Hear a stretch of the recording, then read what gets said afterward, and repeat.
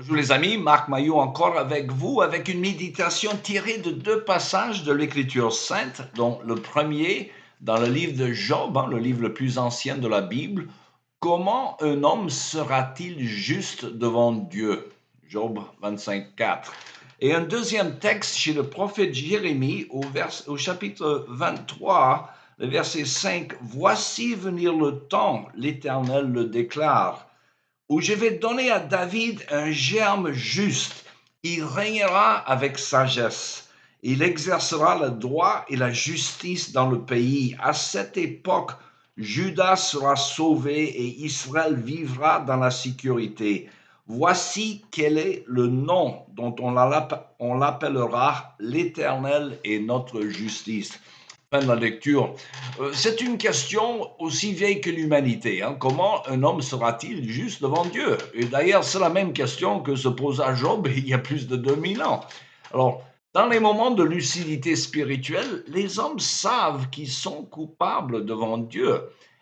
Le Dieu 3 fois 5, créateur de l'univers, que tous les hommes connaissent, même s'ils suppriment cette connaissance. Ils savent donc, les hommes, qu'ils doivent faire quelque chose pour entrer dans sa présence. Ainsi, toutes les religions sont comme une entreprise de blanchisserie, comme disait Albert Camus dans son roman La Chute. Toutes les religions, d'ailleurs, sauf la foi chrétienne, bien comprise, prescrivent des méthodes pour pouvoir s'approcher de Dieu. Alors, dans l'islam, il y a les 5 piliers que les fidèles doivent suivre pour avoir accès au ciel. Mais même en observant ces rituels, ils ne sont jamais certains d'avoir droit au paradis. Et dans les religions orientales, on ne croit pas à un Dieu personnel, mais les fidèles ont quand même des rites à suivre pour se détacher de ce monde et arriver à leur notion de paradis qu'ils appellent nirvana ou moksha ou satori, selon les écoles de pensée orientales. Dans le judaïsme traditionnel, le légalisme était de rigueur pour les fidèles qui doivent suivre tous les préceptes de la loi divine pour plaire à Dieu. Le problème, c'est que personne n'observait parfaitement toutes les lois de Dieu. D'aucuns pensaient qu'ils suivaient la loi de Dieu, comme le jeune homme riche dans l'évangile de Matthieu au chapitre 19. Vous connaissez l'histoire, quand le Seigneur Jésus lui dit qu'il faut obéir aux commandements pour avoir droit à la vie éternelle, le jeune homme avait répliqué qu'il avait tout obéi depuis sa jeunesse. Mais Jésus lui montra qu'il avait, comme nous tous d'ailleurs, comme une compréhension superficielle des commandements de Dieu. Car le commandement de ne pas commettre le meurtre implique qu'il ne faut même pas s'énerver injustement contre son frère. Et comme le commandement de ne pas commettre l'adultère signifie qu'il ne faut même pas regarder une autre femme que la sienne avec désir, ainsi de suite. Vous lisez tous les 10 commandements à cette manière et vous plaidez coupable sur chacune d'eux. Alors, quant au jeune homme riche, Jésus lui montre, en lui demandant de se débarrasser de ses grandes richesses, qu'il était idolâtre à l'égard de ses biens matériels. Or, l'idolâtrie est condamnée par le premier commandement.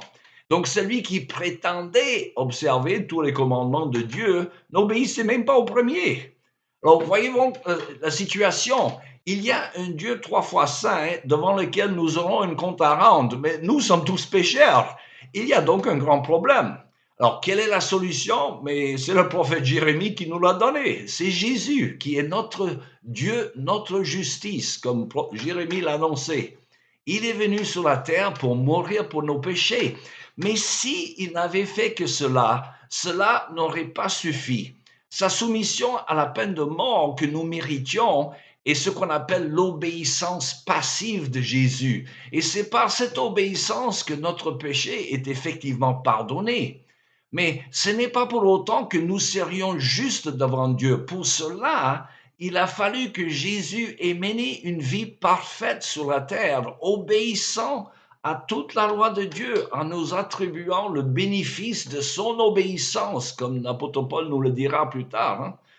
Comme notre culpabilité est transférée sur la croix, sur Jésus sur la croix, lorsque nous croyons en lui, Jésus a de même transféré sa justice parfaite sur nous, justice qui provient d'une vie parfaite à l'égard de la loi de Dieu.